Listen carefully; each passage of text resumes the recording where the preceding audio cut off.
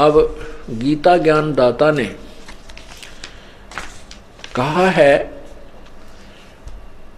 कि तत्वदर्शी संत कैसा है, वो क्या विशेषण है उसके।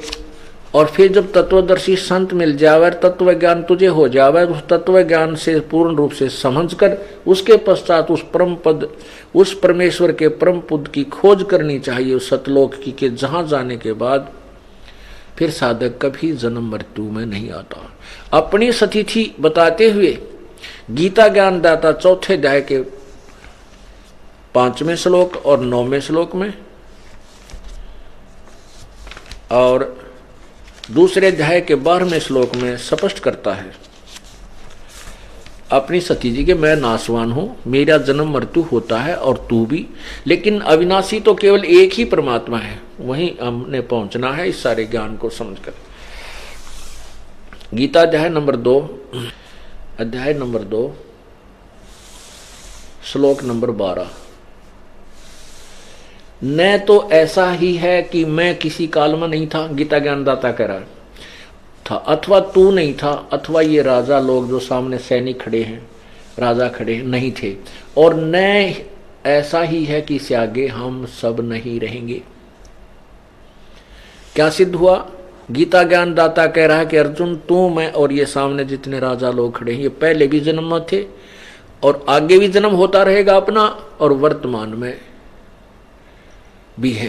हम अपना, तेरा, मेरा और इन सभी का जन्म मृत्यु सदा बना रहेगा, हम अविनाशी नहीं हैं। चौथे अध्याय, अब इसी दूसरे अध्याय के 17वें श्लोक में कहा है, दूसरे अध्याय का 17वें श्लोक में कहा है कि नाश रहित तो उसको जान जिससे ये संपूर्ण जगत दृश्य वर्ग व्याप्त है, अर्थात जिसने सारे संसार को रचा है। इस अविनाशी का विनाश करने में कोई समर्थ नहीं है, अर्थात कोई और है जो अविनाशी है, गीता ज्ञान दाता से भिन्न है। अब गीता अध्याय नंबर 4 के अब श्लोक नंबर 5 को देखें और 9 को देखें। गीता अध्याय नंबर 4 और ये 5वां श्लोक है। इस 5वें श्लोक का यहां अर्थ है, हे परंतम अर्जुन, मेरे और तेरे बहुत से जन्म हो चुके हैं, उन सब को तू नहीं जानता, मैं जानता हूं। अब 9वें में क्या कहा है? ये 9वें में, हे अर्जुन, मेरे जन्म और कर्म दिव्य अर्थात निर्मल और अलौकिक हैं, दिव्य हैं। इस प्रकार जो मनुष्य तत्व से जान लेता है वह शरीर को त्याग कर फिर जन्म को प्राप्त नहीं होता, मुझे प्राप्त होता है। ये तो इन अनुवादकर्ताओं की नालायकी है। इसका अर्थ ये है कि काल भगवान कह रहा है कि मेरे जन्म और मृत्यु तो होते हैं लेकिन अलौकिक है, दिव्य है। वो कैसे? जैसे आपको पिछले सत्संग में भी समझाया था कि 7 ब्रह्मा की मृत्यु के बाद एक विष्णु की मृत्यु होती है, 7 विष्णु की मृत्यु के बाद एक शिव की मृत्यु होती है, जो इस ब्रह्म का, ज्योति निरंजन का, गीता ज्ञानदाता का पुत्र है। ये 3 पुत्र हैं, तीनों की ऐसी ऐसी आयु का अंतर है। तो 70,000 जब ये काल के पुत्र शिव मर जाते हैं तो एक सदाशिव अर्थात ब्रह्मलोक में रहने वाला ये काल अपना शरीर छोड़ देता और एक ब्रह्मांड का नाश हो जाता है। और ये एक युग होता है परब्रह्म का, अक्षर पुरुष का। जैसे ब्रह्मा का एक दिन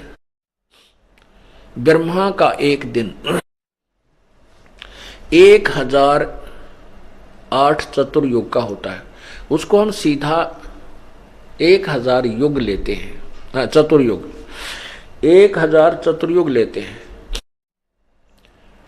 और एक चतुर्युग में 43,20,000 वर्ष होते हैं, ये अपने वर्ष। ये मानव के जो वर्ष हैं ये 43,20,000 एक चतुर्युग यानी 4 युग में, सतयुग, त्रेता, द्वापर और कलयुग, इन चारों में 43,20,000 वर्ष होते हैं। ऐसे 1008 चतुर्युग का ब्रह्मा का दिन इतनी ही रात्रि। इसको हम लमसम लेते हैं तो 1000 चतुर्युग का दिन इतनी ही रात्रि, 30 दिन रात का एक महीना, 12 महीने का वर्ष और 100 वर्ष की ब्रह्मा की आयु, 100 वर्ष की।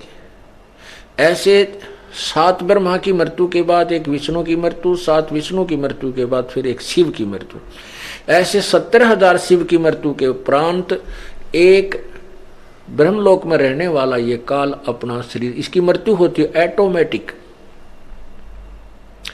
इसका जन्म फिर किसी मां से नहीं होता, ये अपने आप एक निर्धारित समय पर इसका ऐसे ही शरीर बनता है उस परमात्मा के द्वारा, कबीर परमेश्वर द्वारा। ऐसे दुर्गा का विनाश होता है, दुर्गा का फिर ऐसे शरीर बनता है। ये दोनों युवा रूप में प्रकट हो जाते हैं, फिर से ये सृष्टि अपने दूसरे ब्रह्मांड में जा करके नए सिरे से ऐसे ही रचते हैं। रजगुण ब्रह्मा, सदगुण विष्णु, तमगुण शिव जी की उत्पत्ति करके फिर एक ब्रह्मांड को चलाते हैं। तो जो इस एक ब्रह्म की मृत्यु हुई, गीता ज्ञान दाता की मृत्यु हुई, ये एक युग हुआ परब्रह्म का अर्थात अक्षर पुरुष का। अभी गीता अध्याय नंबर 15 के श्लोक 16 और 17 में आपको अक्षर पुरुष और क्षर पुरुष और ये परम अक्षर ब्रह्म, परम अक्षर पुरुष, पूर्ण परमात्मा की महिमा समझ में आओगी। तो ये जो एक युग हुआ परब्रह्म का, एक काल की मृत्यु होती है जब उसका एक ब्रह्मलोक में जो एक ब्रह्मांड का विनाश होता है, तब एक युग होता है परब्रह्म का। ऐसे ही 1000 युग का परब्रह्म का दिन इतनी ही रात्रि। नोट चतुर्युग, यहां चतुर्युग नहीं है। चतुर्युग केवल ब्रह्मा के दिन और रात में आता है और परब्रह्म के अंदर केवल युग होता है। 1000 युग का परब्रह्म का दिन इतनी ही रात्रि होती है। ऐसे ही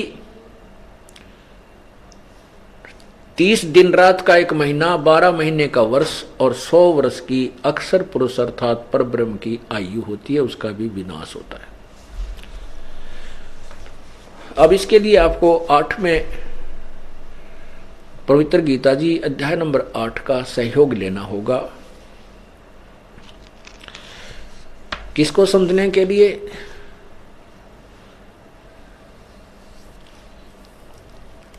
ब्रह्म अक्षर पुरुष और परम अक्षर पुरुष, परम अक्षर ब्रह्म की सतिथि को समझने के लिए गीता अध्याय नंबर 7 के मंत्र श्लोक नंबर 29 में कहा है कि हे अर्जुन, जो इस पूर्ण अखिल यानी पूर्ण ज्ञान को समझ लेता, तत्व ज्ञान को समझने के बाद फिर सभी आध्यात्मिक ज्ञान से परिचित हो जाता है और वो उस तत्ब्रह्म यानी उस परमात्मा को समझकर, तत्ब्रह्म को समझकर फिर जन्म मृत्यु से छूटने का ही प्रयत्न करता है। ये देखिएगा अध्याय नंबर 7 के ये श्लोक नंबर 29। जरा मरण मोक्षाय माम आश्रित्य यतन्ति ये ते ब्रह्म तत् विदु कृत्स्नम अध्यात्म कर्म च अखिलम। इसका क्या अर्थ है कि ये अनुवाद किया इन्होंने, जो मेरे शरण होकर, भावार्थ ये कि गीता ज्ञान दाता कह रहा है कि मैं जो ज्ञान दे रहा हूं इसके आश्रित होकर के, यानी तत्वदर्शी संत से मिलने के बाद जरा मरण मोक्षाय जरा और मरण से छूटने के लिए यत्न करते हैं वे पुरुष, वो साधक, तत्व ब्रह्म, तत्व माने उस, ब्रह्म माने परमात्मा को, इस तत्व माने उस ब्रह्म को और संपूर्ण अध्यात्म को तथा संपूर्ण कर्मों को जानते हैं। इसमें स्पष्ट कर दिया कि जो तत्ब्रह्म को मेरे इस ज्ञान को आश्रित कर लें, जैसे मैं बता रहा हूं चौथे अध्याय के 34वें श्लोक में कि उस तत्व ज्ञान को तत्वदर्शी संतों के पास जाकर समझ, जो मेरे इस ज्ञान का आसरा लेकर तत्वदर्शी संतों के पास पहुंच जाते हैं और फिर पूरे संपूर्ण अध्यात्म ज्ञान से परिचित हो जाते हैं, तो उस तत्ब्रह्म को जान कर, तत्ब्रह्म कौन है ये 8वें अध्याय के प्रथम और तीसरे मंत्र में स्पष्ट होगा। उन सब को जानकर फिर वो जन्म मृत्यु से ही छूटने का प्रयत्न करते, यहां की किसी वस्तु की इच्छा नहीं करते। ये देखना 8वां अध्याय अथ 8वां अध्याय प्रथम अध्याय में कृष्ण अर्जुन ने पूछा कि हे पुरुषोत्तम किम तत्ब्रह्म, पुरुषोत्तम तत्ब्रह्म किम, हे पुरुषोत्तम वह ब्रह्म क्या है, तत्ब्रह्म क्या है, अध्यात्म क्या है, कर्म क्या है। तो इसका तीसरे में उत्तर दिया है गीता ज्ञान दाता ने, इस तीसरे में उत्तर दिया है परम अक्षर ब्रह्म है, परम अक्षर ब्रह्म है। अब हम इसी का आपको दिखाते हैं 8वें अध्याय के 16वें श्लोक में। 8वां अध्याय 16वें श्लोक में लिखा है कि आप ब्रह्म भोनाथ लोका पुनर्वर्ती न अर्जुन माम उपेत तु कौनते पुनर्जन्म न विद्यते। इसका अर्थ ये है कि ब्रह्मलोक तक सभी लोग विनाश में आते हैं, पुनर्वृत्ति होती है, जन्म मृत्यु होता है, और मेरे माम उपेत मुझे प्राप्त होकर भी कुंते पुनर्जन्म है। न विद्यते का अर्थ यहां पर इन्होंने किया है कि जो नहीं जानते, इसका अर्थ होना चाहिए न विदित, जो इस बात से परिचित नहीं है वो मुझे प्राप्त होकर भी जन्म मृत्यु में ही रहते हैं। इन्होंने क्या किया है, अर्जुन ब्रह्मलोक पर्यंत सब लोग पुनर्वर्ती में हैं। हमने सिर्फ इतना ही देखना है कि ब्रह्मलोक तक भी नाश होता है। ब्रह्मलोक तक नाश होता है तो पूरा ब्रह्मांड विनाश में आता है। अब यहां 17वें अध्याय में देखो ना, अध्याय नंबर 8 के मंत्र नंबर 17 में स्पष्ट किया है कि सहस्र युग पर्यंत अह यत ब्रह्मणे विदु ब्रह्मणे, और रात्रि में युग सहस्त्रांतम ताम ते और रात्रि विदजना, इसमें कहीं चतुर्युग नहीं है। सहस्र युग माने 1000 युग, इसमें चतुर्युग नहीं है, केवल सहस्र 1000 युग है। इन्होंने ब्राह्मण का अर्थ ब्रह्मा कर दिया, नहीं, ब्राह्मण का ब्रह्मण होता है बड़ा भगवान। जैसे ब्रह्म से नेक्स्ट जो भगवान है, ब्रह्म से जो बड़ा है, इसके दो, क्योंकि कुछ ऐसे शब्द होते हैं जो उसके सेंटेंस से ही समझ में आते हैं। तो यहाँ जो सेंटेंस बनता है कि जो ब्रह्म से नेक्स्ट जो परमात्मा बड़ा भगवान है वो ब्रह्म है, उसका एक दिन, क्योंकि पूर्ण ब्रह्म का तो दिन रात का मतलब है नहीं, उसके वहां तो कोई दिन रात है नहीं, उसकी तो आयु से संबंध ही नहीं है। आयु जहां तक चल रही है, जिसका समय निर्धारित है, वो ब्रह्म और परब्रह्म तक ही, और नीचे के देवताओं का ही है और हम मनुष्यों का। तो इससे ये निष्कर्ष निकल, ये ऐसे सुलझते हैं ये अर्थ। तो ये परब्रह्म का एक दिन 1000 युग का है, नोट चतुर्युग।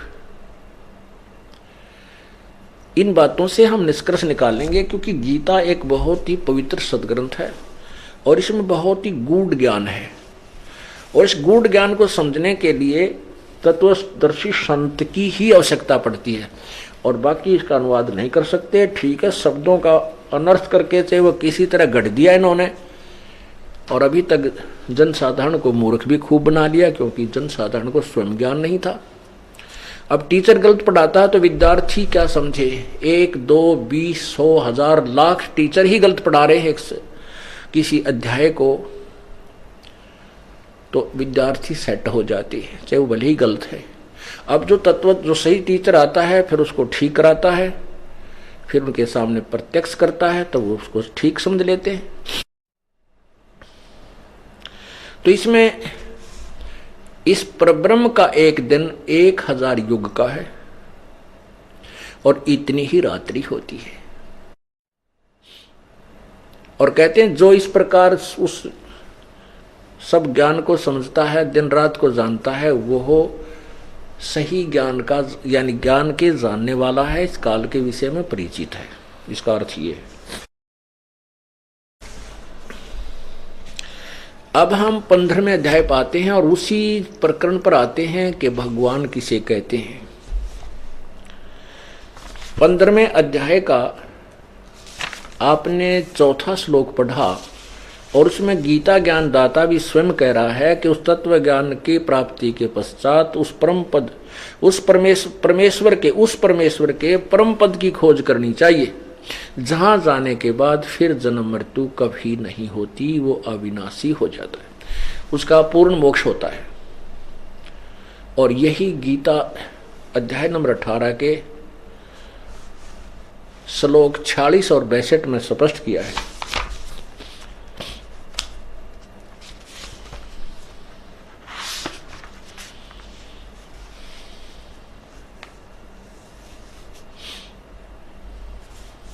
ये देखना गीता अध्याय नंबर 18 इसके 46 में कहा है कि जिस परमेश्वर से संपूर्ण प्राणियों की उत्पत्ति हुई है और जिससे यह समस्त जगत व्याप्त है, उस परमेश्वर की अपने स्वाभाविक कर्मों द्वारा पूजा करके उस परम सिद्धि को प्राप्त हो जाता है। 18वें अध्याय के 62वें श्लोक में कहा है, यह स्वाभाविक कर्मों का तात्पर्य है कि जैसे भी चारों वर्णों के अपने अपने डिवाइडेड कर्म हैं, जॉब हैं, उनको करते हुए, जैसे ब्राह्मण, क्षत्रिय, वैश्य और शूद्र के उन स्वाभाविक काम अपने काम करते करते कर्म योगी होकर के आप उस परमात्मा को प्राप्त कर सकते हैं। ये देखना गीता अध्याय नंबर 18 का ये 62 में कहा है कि हे भारत, सब प्रकार से उस परमेश्वर की शरण में जा, उस परमात्मा की कृपा से ही तू परम शांति को तथा सनातन परम धाम को प्राप्त होगा। शाश्वतम स्थानम, सदा रहने वाले स्थान यानी सत्यलोक को प्राप्त होगा। अब फिर आइए 15वें अध्याय का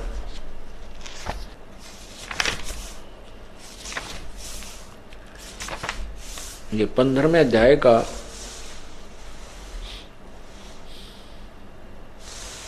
और ये 16वां श्लोक है। दिवौ इमौ पुरुष लोके क्षर च अक्षर एवं च क्षर सर्वाणी भूतानि कटुस्थ अक्षर उच्यते।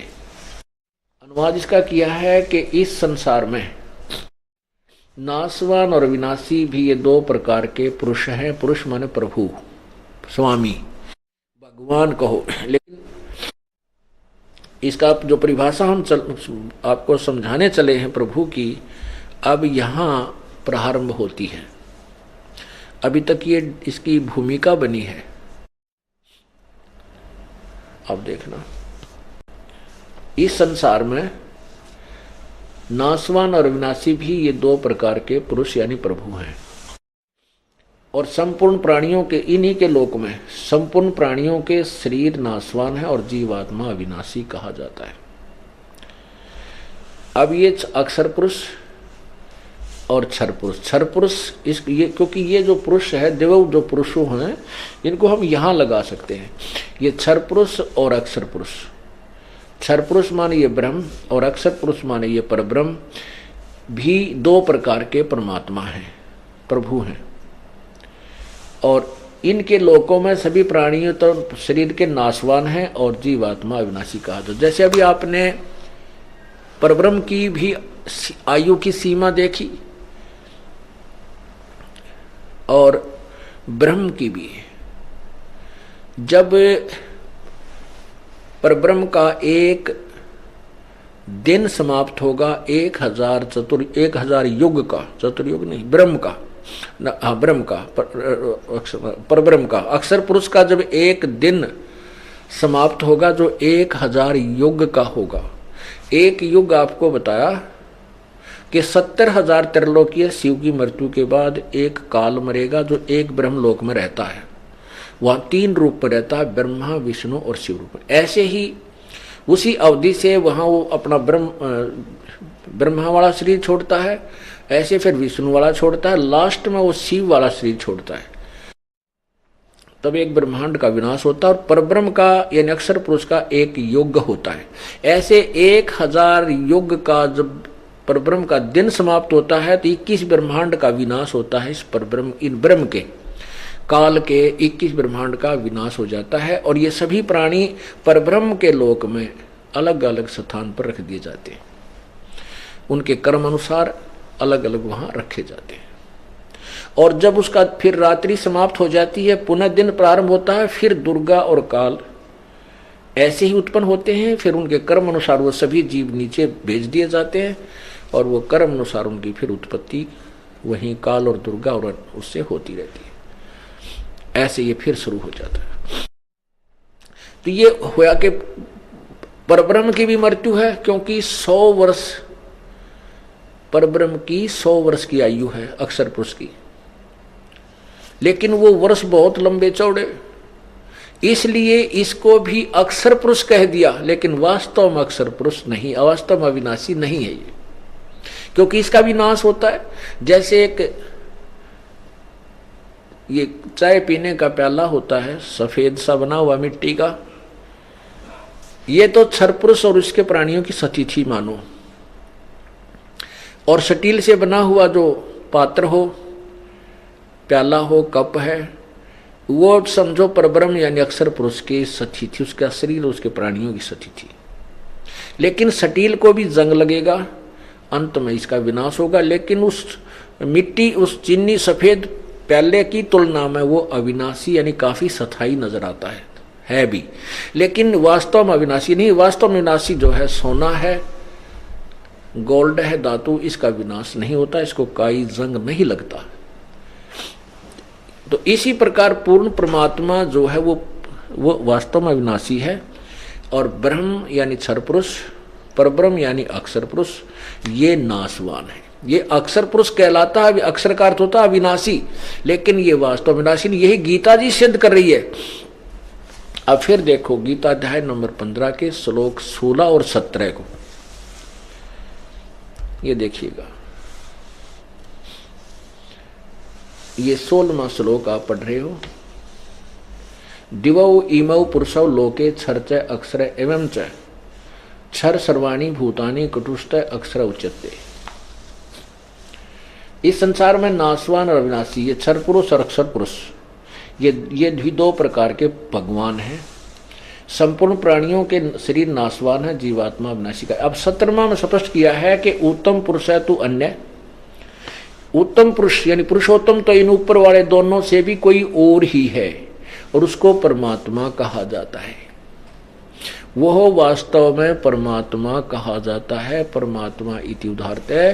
और यह लोग त्रयम् अविश्य विभर्ति अव्यय ईश्वर, अव्यय माने अविनाशी, अव्यय माने अविनाशी, वो अविनाशी प्रभु है, अविनाशी परमात्मा है, परमेश्वर है।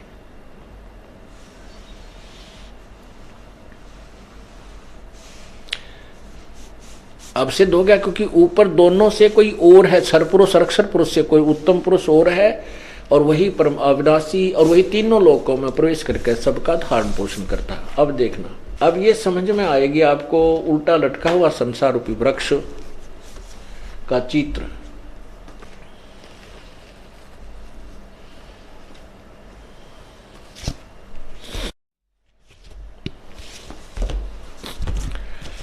अब यहां ये जड़ है।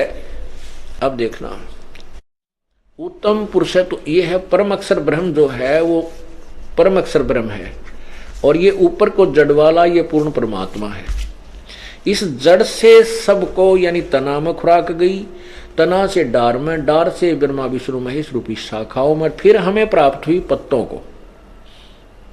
तो ये क्या लिखा है कि जो लोग तीनों लोकों में प्रवेश करके, यह लोक त्रयम् अविश्य विभर्ति, अविश्य,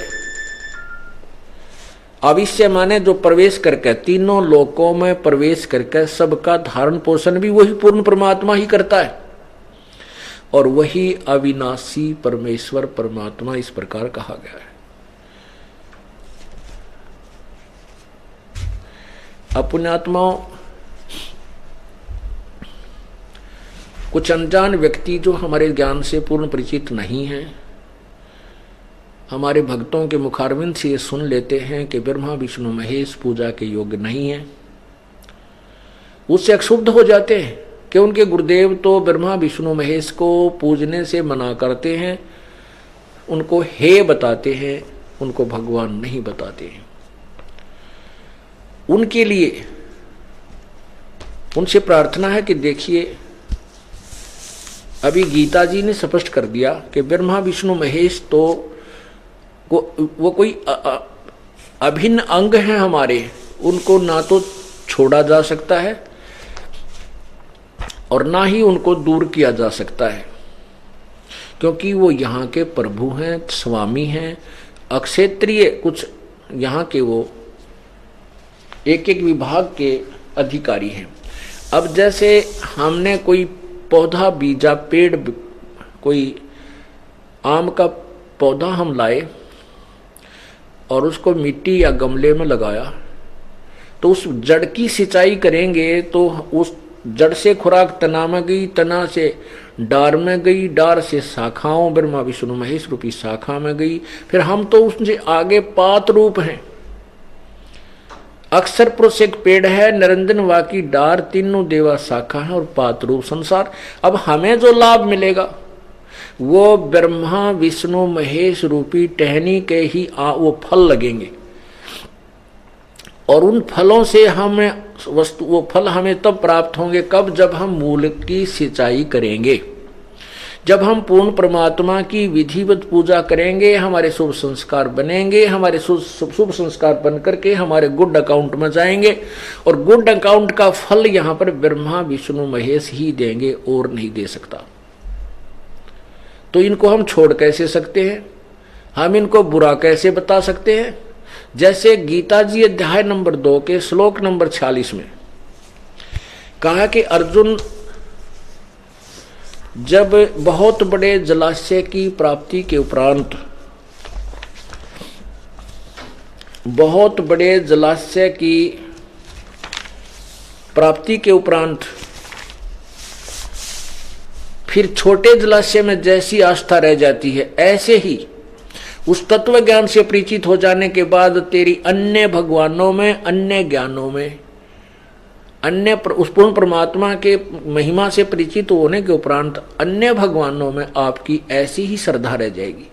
अब जैसे कोई पहले पुराने समय में तालाबों पर आश्रित थे, उसी से स्नान करते थे, उसी से पशु पालन करते थे, उसी से खेती करते थे, सिंचाई करते थे, और वो तालाब पर आश्रित होते थे, गांव का गांव, यानी 10-20 जैसी भी झोंपड़ियां उस समय होती थी। और कहते उनको फिर कोई ऐसा सरोवर मिल जाए जो बहुत लंबा चौड़ा हो, और जिस सरोवर पर वो आश्रित हैं वो वर्षा पर आश्रित है, 1 वर्ष 2 वर्ष वर्षा ना हो तो वो जल सूख जाए। जिस पर वो वर्तमान में आश्रित है वो ऐसी स्थिति है कि वो सरोवर, वो जोहड़, वो तालाब इतना है कि उसमें 1 वर्ष वर्षा ना हो तो वो समाप्त हो जाए और उसका जल खत्म हो जाए और उस पर आश्रित सभी भूखे प्यासे मर जाएं। उसके पश्चात उनको कोई बहुत बड़ा जलाशय मिल जाए जो कि 10 वर्ष भी वर्षा ना हो, इतना बड़ा सरोवर, झील हो, तो उसकी प्राप्ति के बाद उन व्यक्तियों की आस्था जितनी उस जोहड़ में, छोटे तालाब में रह जाएगी जिस पर पूरा आश्रित थे।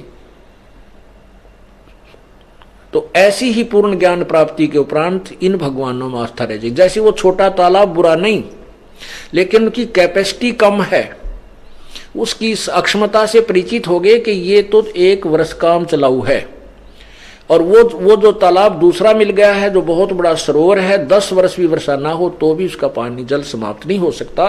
तो उसकी प्राप्ति के बाद वो अपने आप आस्था उस छोटे जोड़ तट का उसके ऊपर पहुंच जाएंगे। लेकिन वो बुरा नहीं, क्योंकि जल उसमें भी है, पहले वाले में भी है, लेकिन वो काम चलाऊ है, फिर उसकी तरफ विशेष आस्था बिल्कुल नहीं रहेगी। ऐसे ही गीता जी अध्याय नंबर 2 का, गीता अध्याय नंबर 2 श्लोक 46, सब ओर से परिपूर्ण जलाशय के प्राप्त हो जाने पर छोटे जलाशय में मनुष्य का जितना प्रयोजन रह जाता है, ब्रह्म को तत्व से जानने वाले ब्राह्मण का समस्त वेदों में उतना ही रह जाता है। अब इसका अर्थ यह है कि तत्व ज्ञानी पुरुष का जो पूर्ण ज्ञान हो जाता है तो अन्य भगवानों और उनके से मिलने वाले लाभ रूपी ज्ञान में इतनी ही आस्था रह जाती है। अब वो बुरे नहीं है। अब जैसे हमने कोई पौधा बीजा, ये देखिएगा, आम का पौधा लाए हम, ये पौधा पूरा, इसको हम लाए और इसकी जड़ को हमने मिट्टी या गमले में लगाया और जड़ की सिंचाई की, मूल की पूजा की, तो मूल से खुराक चली तना में, यानी अक्षर पुरुष में आई। अक्षर पुरुष से फिर ये डार इस काल ज्योति निरंजन क्षर पुरुष में आई, और यहां से खुराक फिर रजगुण ब्रह्मा सदगुण विष्णु रूपी इन टहनियों में पहुंची। यहां से खुराक जाकर के फिर इन टहनियों का फल लगे। लेकिन फल कब लगे? जब हमने मूल की सिंचाई की। अब हम क्या कहते हैं कि तुम उल्टा किए हुए हो, आप जी ऐसे कर रहे हो। देखना, आपने क्या किया है कि जड़ को त्याग दिया, जड़ को ऊपर को कर दिया और उल्टा पौधा बीज दिया। शास्त्र विरुद्ध, शास्त्र विधि विरुद्ध साधना कर रहे हो। तो आपने टहनियों को तो बीज दिया गमले में, और इनकी पूजा सिंचाई कर रहे हो। इससे ये पूरा आपका भक्ति रूपी पौधा नष्ट हो गया, आपको कोई लाभ नहीं हो रहा।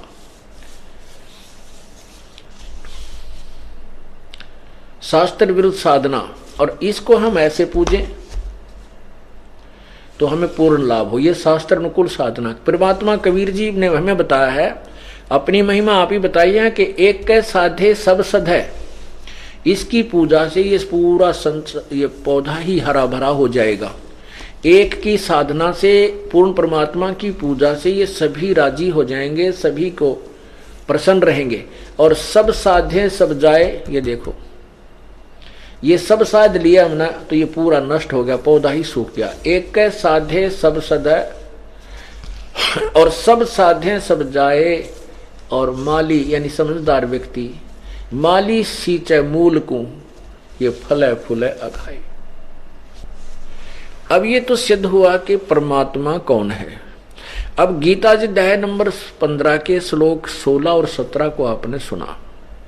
फिर इस काल भगवान ने आगे कहा 18वें में कि वो मुझे पुरुषोत्तम, वो अपने आप को पुरुषोत्तम कहते हैं मुझे तो पुरुषोत्तम इसलिए कहते हैं कि लोक वेद के आधार पर,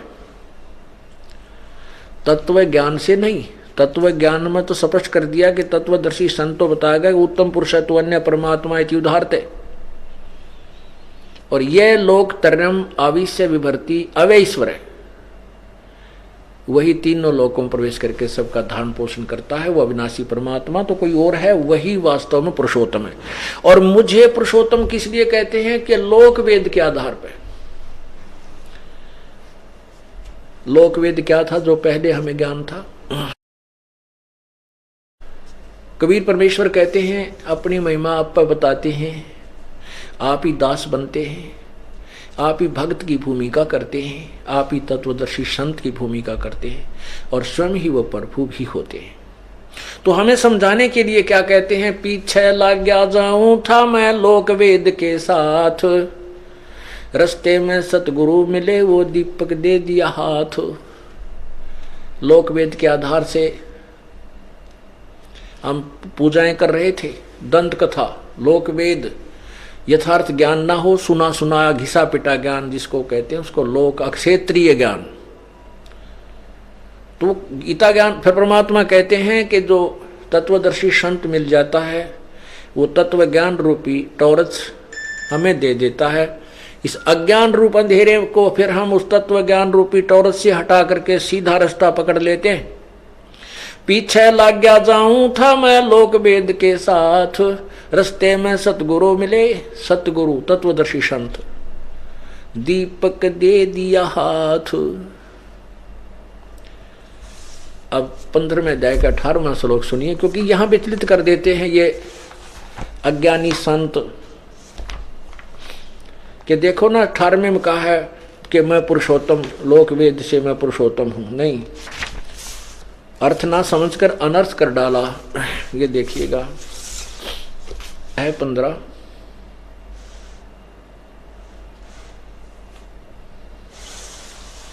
और ये 18 श्लोक इसका, क्योंकि ये देखो, यस्मात् क्षरम अतीत अहम अक्षरात् अपि च उत्तम, अतः अस्मि लोके वेदे च प्रथित पुरुषोत्तम। क्योंकि मैं नासवान जड़ वर्ग क्षेत्र से तो सर्वथा अतीत हूँ और अविनाशी जीवात्मा से भी उत्तम हूँ, इसलिए लोके च वेदे, अतः इसलिए लोक वेद से, लोके वेदे माने लोक वेद के आधार पर पुरुषोत्तम नाम से प्रसिद्ध हूँ। अब ये इसका अर्थ ये है कि जैसे 21 ब्रह्मांड में जितने भी क्षर पुरुष क्षर ये शरीर हैं और जितने जीवात्मा और शरीरधारी प्राणी हैं, इनसे ये श्रेष्ठ है क्योंकि इनका स्वामी है। इसलिए कहता है कि मैं लोक वेद के आधार से, अक्षेत्रीय वेद माने ज्ञान, अक्षेत्रीय ज्ञान जो सुना सुनाया ज्ञान है, इसके आधार से मैं पुरुषोत्तम इसलिए प्रसिद्ध हूं क्योंकि मैं मेरे अंतर्गत जितने प्राणी हैं उन आत्मा और उनके शरीर में धारी हैं उनसे मैं उत्तम हूं, उनसे श्रेष्ठ हूं। लेकिन उत्तम पुरुष तो अन्य है, वास्तव में उत्तम पूर्ण परमात्मा और वास्तव में अविनाशी तो उस और ही है। वो गीता जी अध्याय नंबर 8 के मंत्र 3 में कहा है कि परम अक्षर ब्रह्म है, जो गीता ज्ञान दाता से दूसरा है।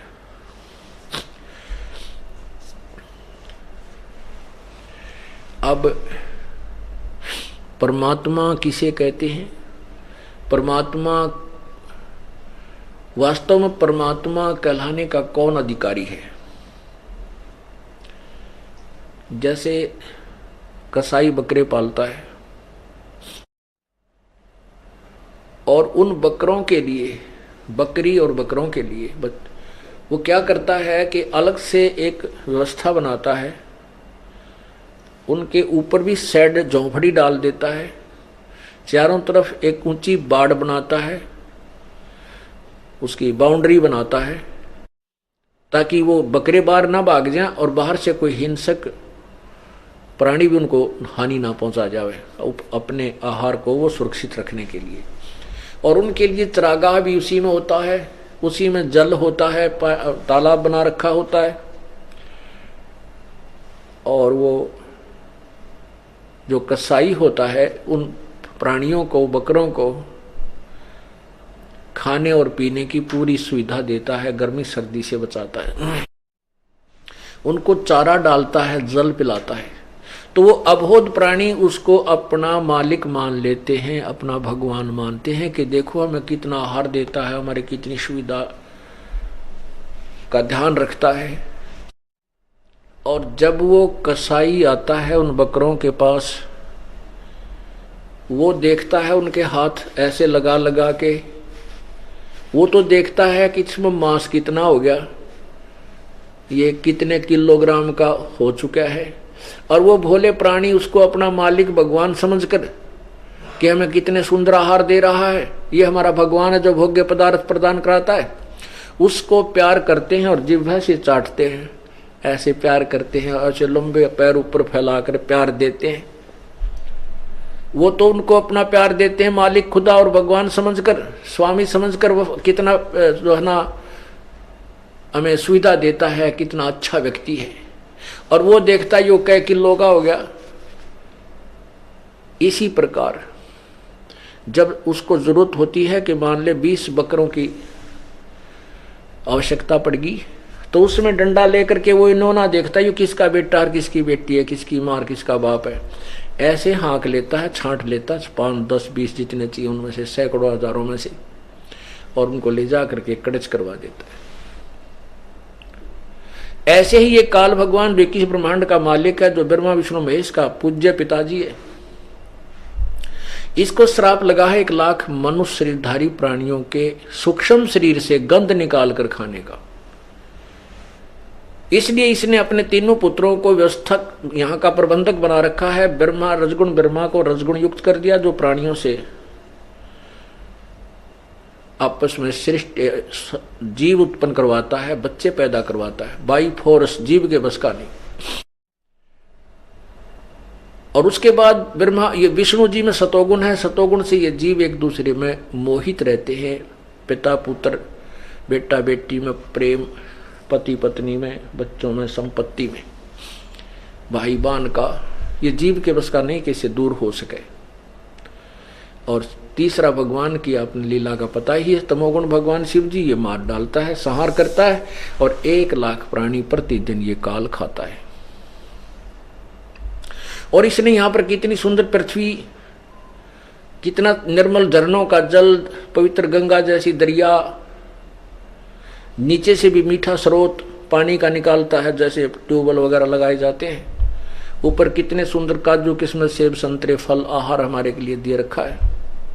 इस व्यवस्था को देखें तो ये हमें भगवान ने ऐसा दिखा जैसे भगवान ने पढ़ा है तो कितनी सुविधा दे रखी है। लेकिन जब ये हमें मारता है, कोढ़ी करता है, गधे कुत्ते सुअर बनाता है, तो फिर ये भगवान जैसा नहीं लगता। अब पता लगा क्योंकि हमारी आंखें बन गई, हमारी तत्व ज्ञान से तत्व ज्ञान अंदर की ज्ञान रूपी आंखें बन गई। अब हमें ये भगवान नजर नहीं आता। जैसे कसाई बकरे पालता है तो वो पहले दिशा लागा भगवान के साथ सारी सुविधा दे रहा है, लेकिन जब मारता है खाता है तो उसकी वास्तविकता का पता लगता है, तो वास्तव कसाई है।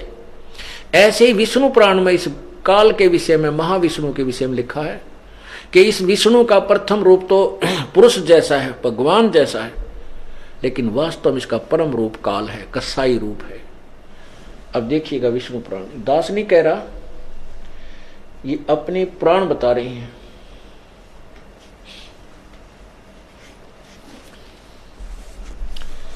ये देखिए श्री विष्णु पुराण गीता प्रेस गोरखपुर से प्रकाशित है।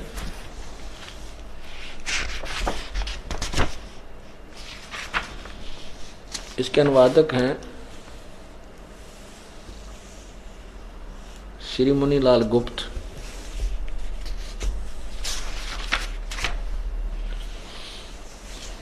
और प्रकाशक हैं एवं मुद्रक गीता प्रेस गोरखपुर से। इसके देखिएगा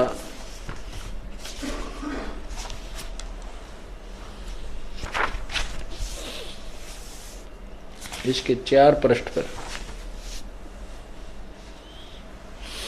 अध्याय 2 प्रथम अंश पृष्ठ नंबर 4 श्री विष्णु पुराण, यहां देखिएगा।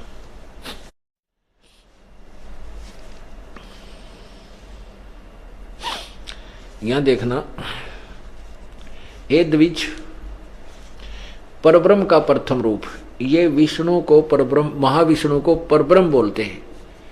ये काल है, ये काल की महिमा, क्योंकि विष्णु पुराण में विष्णु काल के पुत्र सतगुण विष्णु,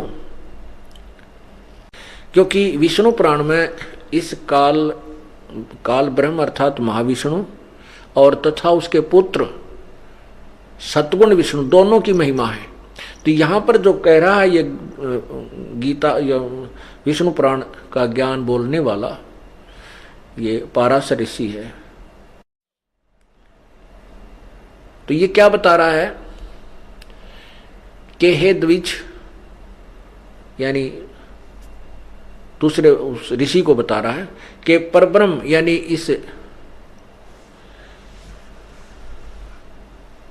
काल का, ऊपर देखो थोड़ा सा, यहां से समझ आएगा, वही इन सब व्यक्त, अव्यक्त और व्यक्त, वही इन व्यक्त और अव्यक्त जगत रूप से तथा इसके साक्षी पुरुष और महाकारण काल रूप से स्थित है। कौन? ये महाविष्णु। और हे द्विज, परब्रह्म का यानी महाविष्णु अर्थात काल का, ये परब्रह्म गलत लिखा है इन्होंने, क्योंकि ज्ञान नहीं था। प्रथम रूप पुरुष है, पुरुष माने परमात्मा है।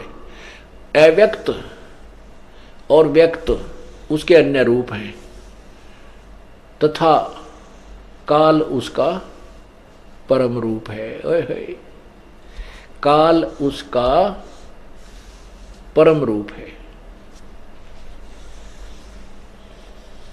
यहां देखना 5 पृष्ठ पे,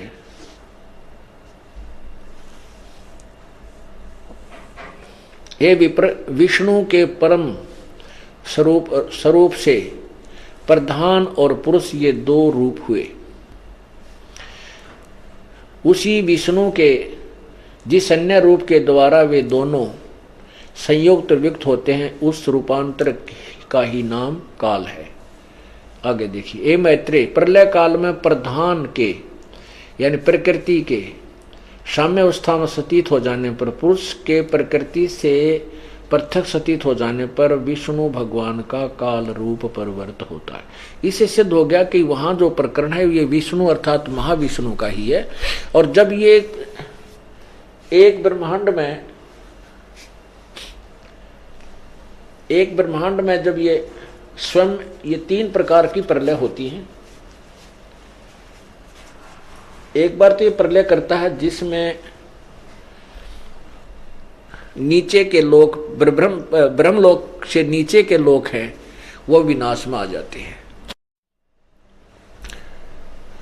और उस समय ये क्या करता है, कुछ समय के लिए प्रकृति दुर्गा को अलग छोड़ करके और 21वें ब्रह्मांड में चला जाता है। कहते हैं जब प्रकृति से ये अलग हो जाता है तो ये अपने वास्तविक काल रूप में परिवर्तित हो जाता है। तो इससे क्या बताया कि काल का परब्रह्म का प्रथम रूप तो पुरुष यानी भगवान जैसा है, और वास्तव में इसका व्यक्त और अव्यक्त इसके अन्य रूप हैं। क्योंकि व्यक्त और अव्यक्त किसी के सामने आता नहीं। गीता जी अध्याय नंबर 7 के श्लोक 24 और 25 में कहा है कि ये मूर्ख लोग मुझे कृष्ण मान रहे हैं, मुझे अव्यक्त को व्यक्त मान रहे हैं, मैं अपनी योग माया से छुपा रहता हूं और मैं इस कृष्ण की तरह मनुष्य किसी जन्म नहीं होता मेरे जन्म और मृत्यु दिव्य हैं, अलौकिक हैं। तो यहां वही बताया कि व्यक्त और अव्यक्त उसके अन्य रूप हैं और काल उसका परम रूप है। व्यक्त जैसे वो महाविष्णु महाब्रह्मा महाशिव रूप में व्यक्त हो जाता है, अव्यक्त वो वास्तविक रूप में अलग रहता है, गुप्त रहता है। तो इस प्रकार इस काल को जिसको हम भगवान मान रहे हैं ये परमात्मा नहीं है। तो क्या बता रहे थे परमात्मा, इस झूठे सुख को सुख कहे ये मान रहा मनमोद, ये सकल चबीना काल का कुछ मुख में कुछ गोद। बेटा जाया खुशी हुई भाई खूब बजाए थाल, ये तो आना जाना लगा हुआ है ज्यों कीड़ी का नाड़।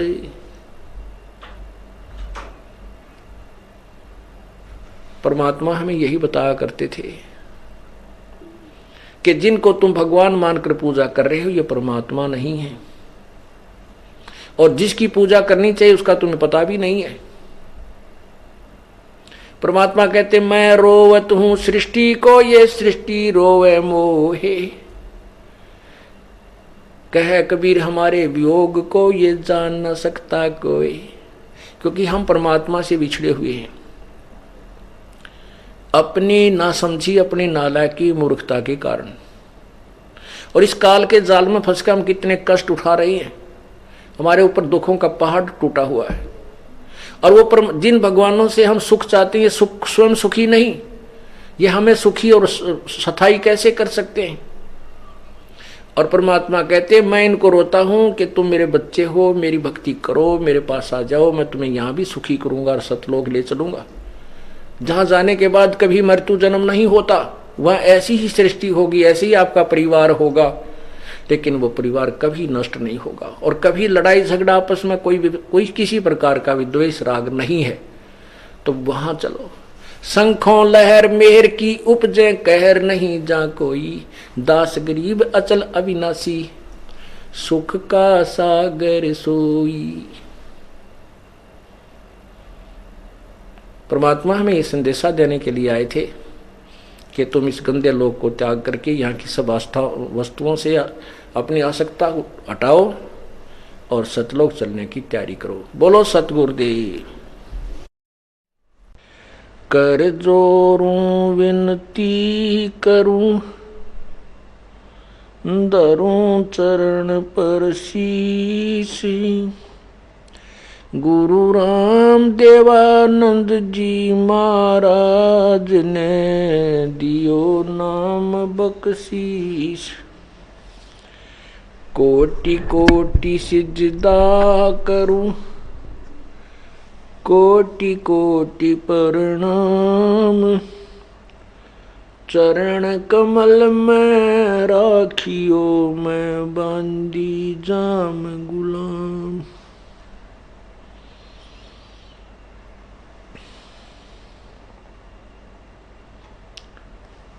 जय इब कै सतगुरु मिले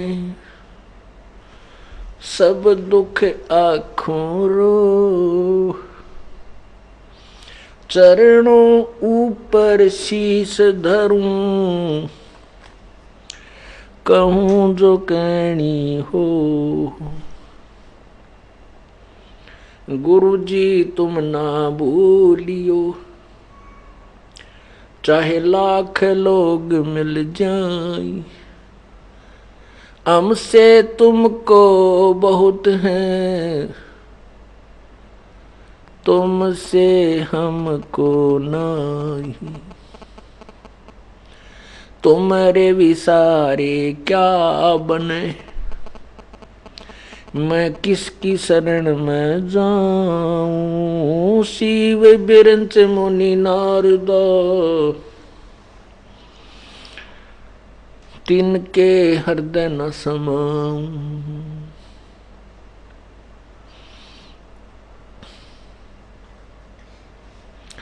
अवगुण किए तो बहुत किए करत न मानी हार।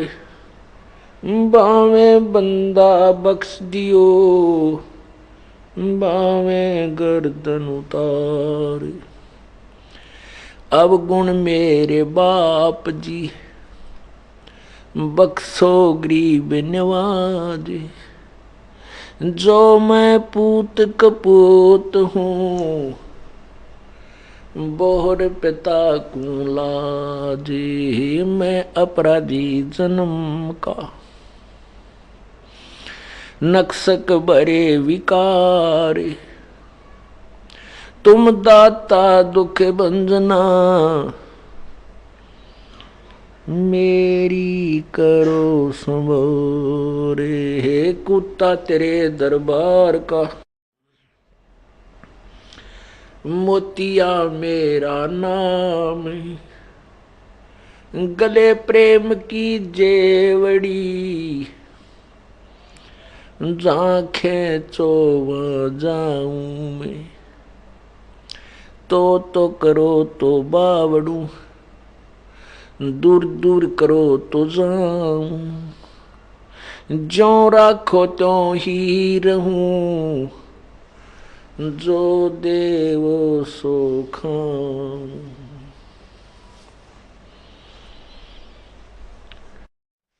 आज सुबह के सत्संग में पुण्य आत्माओं ने अपनी आंखों से प्रोजेक्टर के ऊपर सदग्रंथों के गूढ़ रहस्य को देखा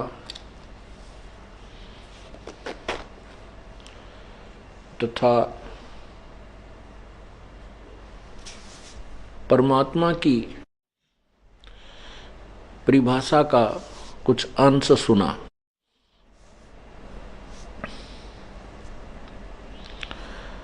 अभी तक हम प्रभु की परिभाषा से भी परिचित नहीं है। आज से लगभग 50 वर्ष पूर्व 40 वर्ष पूर्व अपने हिंदुस्तान के अंदर एजुकेशन नहीं थी। मुश्किल से 10% से भी कम हमारे हिंदुस्तान के नागरिक शिक्षित थे।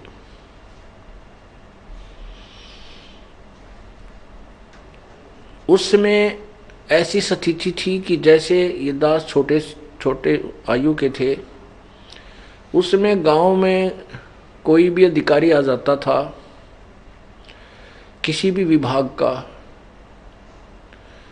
तो जैसे नहर विभाग के कोई अफसर आते थे, अधिकारी आते थे, तो गांव में आम व्यक्ति कहता था साहब आ गए, आया हुआ है, नहर वाला साहब आ रहा है। अब उससे कोई पूछे भी ये क्या कौन साहब है, कोई नहीं जानता था कि साहब आ रहा है। उनको नहीं मालूम था भी नहर महकमे का ये कौन साहब है, एसडीओ साहब है, एक्शन साहब है, एससी साहब है।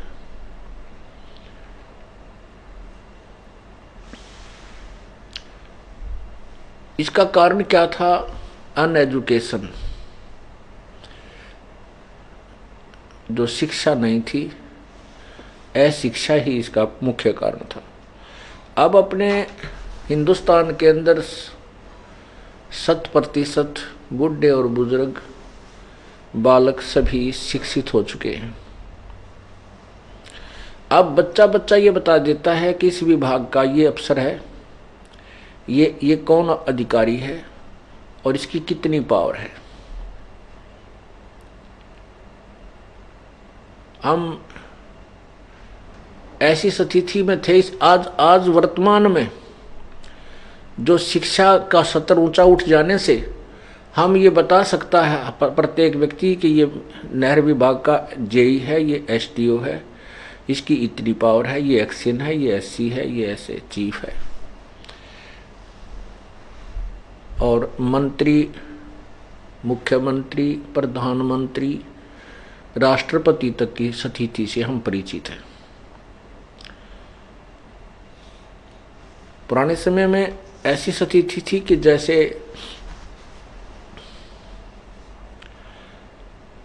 एक समय किसी न्यूज़पेपर में एक चुटकुला आया था। उसमें पहले खबर छपी थी कि ऐसे ऐसे किसी मुख्यमंत्री ने